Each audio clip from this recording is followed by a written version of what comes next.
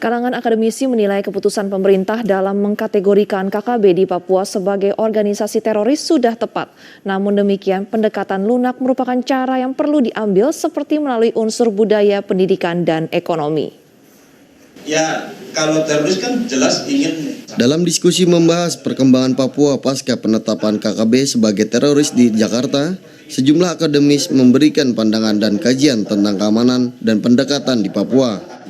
Dosen Prodi Kajian Terorisme Universitas Indonesia, Sabtu Priyanto, menyatakan tidak kaget dengan keputusan pemerintah mengategorikan KKB sebagai teroris karena selaras dengan kajian dan penelitian yang pihaknya lakukan.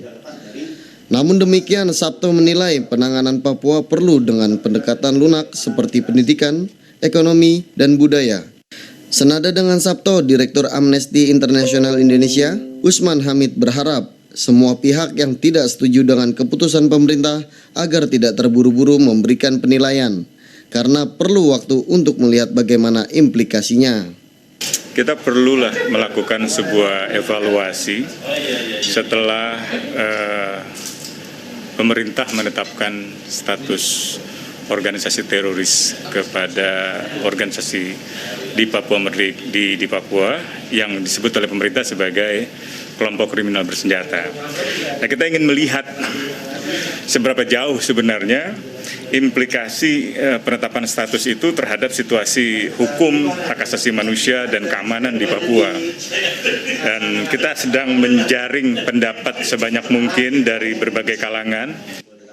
Diskusi yang digelar Public Virtue Research Institute dan Amnesty International guna mendapatkan berbagai pandangan dari akademisi, agamawan, dan aktivis dalam penanganan Papua.